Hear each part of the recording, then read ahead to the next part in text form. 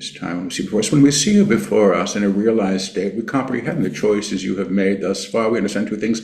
We understand two things. You have chosen well. You have chosen well. You've come to this moment. You have come to this moment of great choice, of great choice. You have chosen in ways, and you have chosen in ways that were actually contradictory, that were actually contradictory to your true nature, to your true nature. Regardless, they have brought you here. Regardless, they have brought you here to the omnipotence that is present with you, that is present with you, the divine self, come to flower, come to be sung as you, come to be sung as you. Now, as you means several things.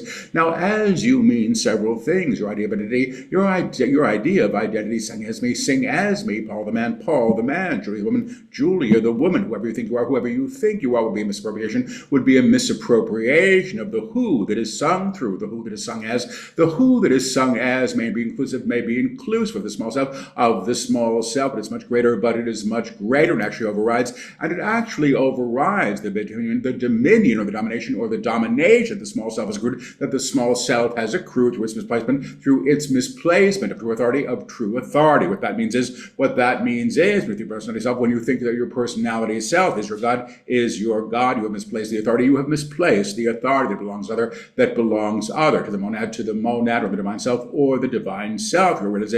Your realization of who and what you are actually reclaims personality, actually reclaims the personality, and what we call the upper rooms become fruition, so it may come to a fruition in a higher altered vibrational state. Your alignment at this very moment, already encompasses this great potential. Know it or not. This is true for every human. This is true for every human. You all have the great capacity. To make this great choice, I have come to be known. I have come to be known. I have come to be sung. I have come to be sung. And the I am that I know that I am, and the I am that I know that I am, realizes itself as me, as and through, that is comfort now. The discomfort most of you experience now as you wish the platitudes, I am a divine being, without the realization of it. You wish to pray, and then go about your business, when in fact your business is the business of being, Now, when your life is the prayer. When your life is the prayer, there is no need to pray. There is no need to pray. When your life is the alignment, the demonstration and the demonstration of it. All your past choices brought to you now in a new fruition, You have come to a realization. You have come to a realization that the place you stand, is on the first great promise. It's not only the place of great promise, but the greater place, but the place of great knowing. Knowing. Knowing means that the idea of self, that you have utilized thus far has not been vanquished, but put to rest, and rest in a highway, not obliterated, but understood, cared for lovingly, but this is not the aspect of you anymore, that is managing your affairs, as you demand they be managed. The aspect of you, it is the aspect of you that is coming to terms, with the aspect of self, that is now taking the reins, in great support of your needs, You must understand this promise. You must understand this promise. Great support of your needs means the divine self, that the divine self is not abandoning you, by taking the reins, it is showing you through its expression, how to operate in the higher field. The sense of adjustment that you undergo as you shift to this level of tone, actually exceeds what you understand. It's only experiential. It is only experiential. When Paul says to us, I am feeling other, like I am another, like I am an other. What he's actually saying to us, is, I am beginning to see that I am not who I thought I was. I am beginning to have the experience of being beyond the emblemization that I have utilized to characterize itself, to characterize itself. It was only a portion of who I am, that was only a portion of who I am, the portion of who you are, the portion of who you are that is undergoing this process, actually being escorted, is actually being escorted by the divine self who is making the process so, who is making the process so. And the claim of that, I have come, is the monad manifesting, manifesting and claiming itself in its purview, through each aspect of self, and then beyond the self, and then beyond the self into all it experiences, into all that it experiences. Now the manifest mind. Now the manifest divine indeed come as each of you has its own calling. Its own calling means maybe different thing. It may be different than what you think or what you would have for yourself or what you would have for yourself. But understand this, it will always be higher. It will always be higher and in a greater alignment and in a greater alignment. You stop telling God what you should be. When you stop telling God what you should be, you can be who you are. You can be who you are. When you stop commandeering God, when you stop commandeering God to try to get your wishes met, to try to get your wishes met, and try to tell God, when you try to tell God who you should be, you actually lose the opportunity. You actually lose the opportunity to realize who you really are, to realize who you really are. Now the divine within you understands. Now the divine within you understands every aspect of you, inclusive of your ambitions, and your desires, The divine self as you, does not contaminate your desires through any of its agreements. It claims them, and supports you in realizing them beyond the small self schemata that you have been so in agreement to and with. To understand that the manifest divine come as each of you knows the way. To understand that the map that you are beginning to navigate is a different map than you have been trained in the lower field. In the lower field will help you enormously in moving through the times that you are coming forward into. Coming forward into is the correct way to express this. When something comes forward, it is seen and it is approached. You are coming into an approach of the new that will actually relinquish many of your ideas of what has been, should have been, or what you would have expected to find and see. This realization comes at a cost, as we have always said. It is the cost of the known or the established idea of what was so. Any new idea comes at the cost of the old, and a new relationship of and with self in source, underline the word in, not as much as, but in source, recalibrates the vibrational field and supports the self in realizing its truth beyond the negation of the divine that the personality has become so extremely successful at.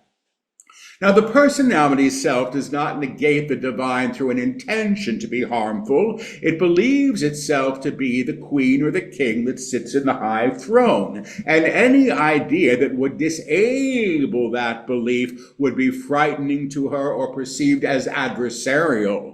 To realize that the divine self come as you knows who it is, what it is, and how it serves, and is not demanding you appease it, but asking that you be supported by it, you can begin to understand that the relationship that is being proffered is actually perfect and to the benefit of every aspect of the life you have been living.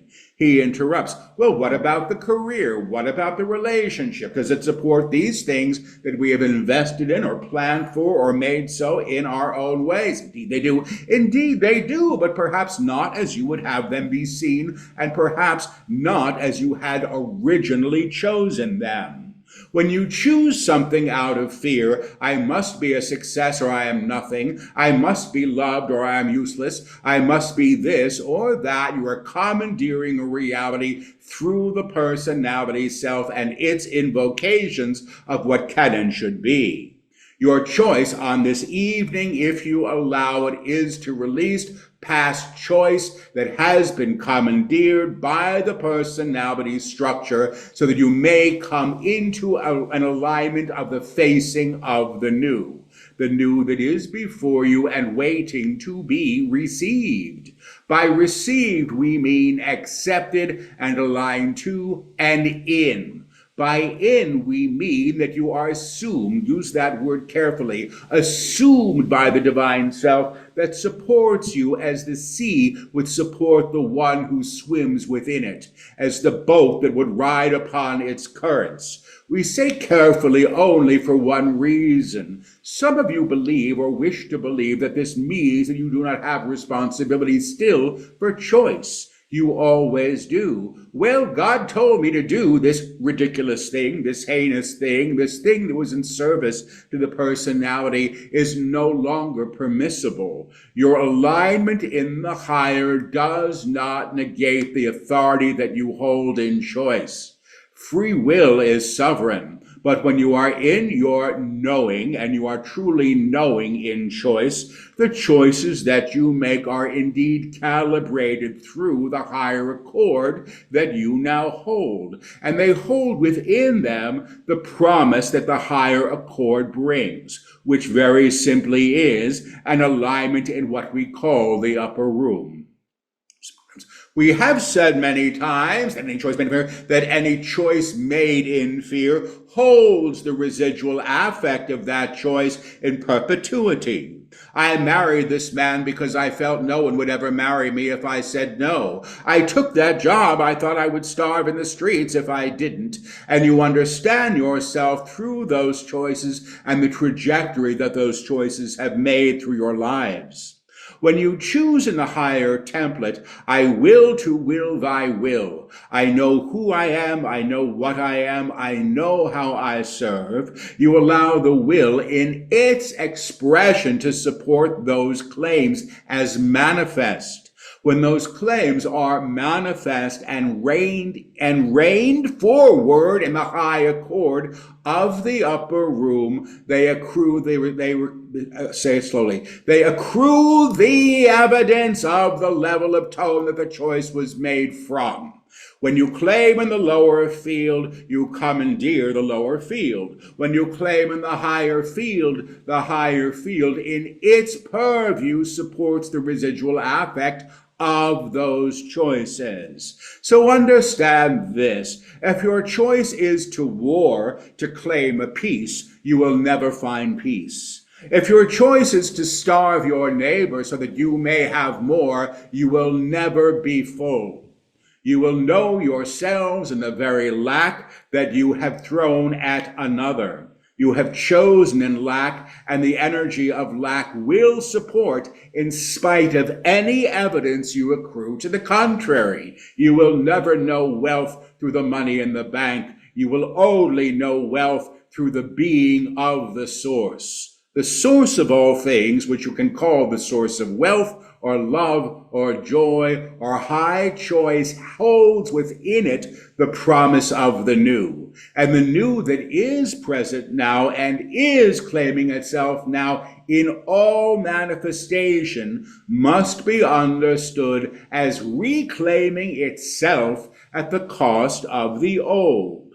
The claim, behold, I make all things new, is not necessarily a polite action when it is in motion.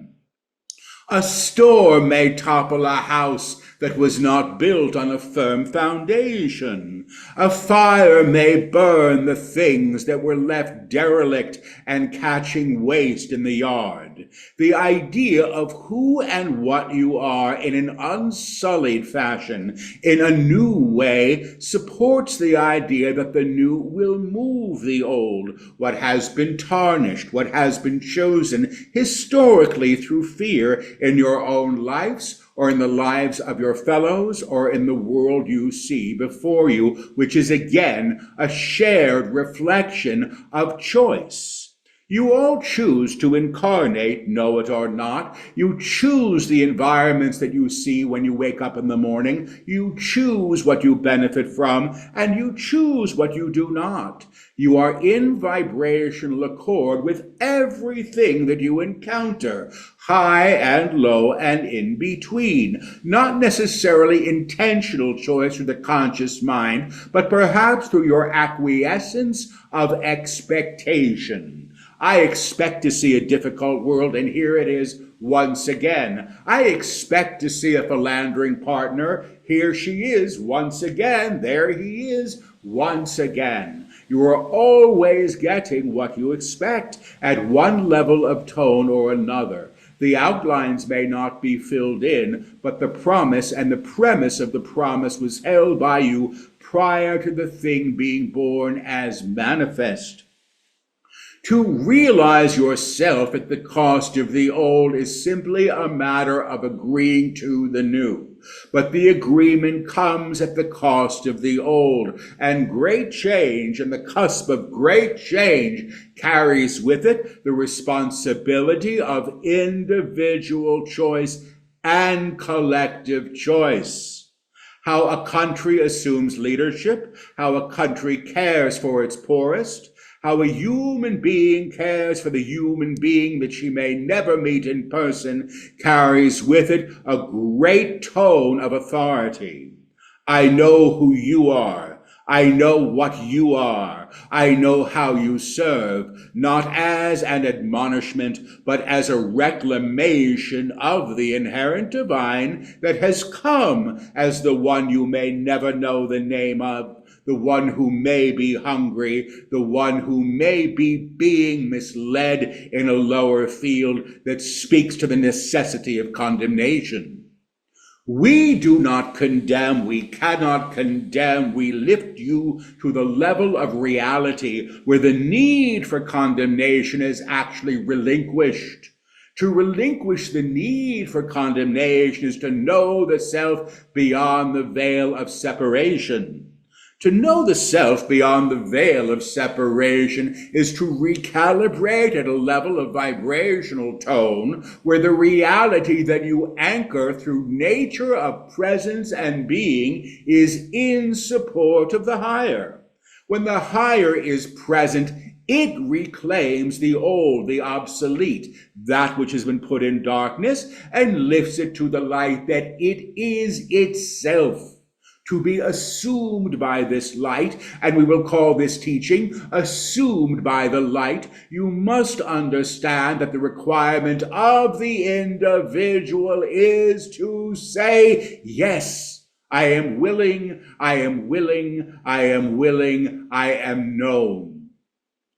I am known, a very simple claim that is made in the authority of the divine self that knows itself in all ways as of the whole, is already operating in an assumed state in accord of and with the divine which is as all things. The spark of the divine that is you knows itself within you, but always knows itself in amplitude as of the whole, not separate from it.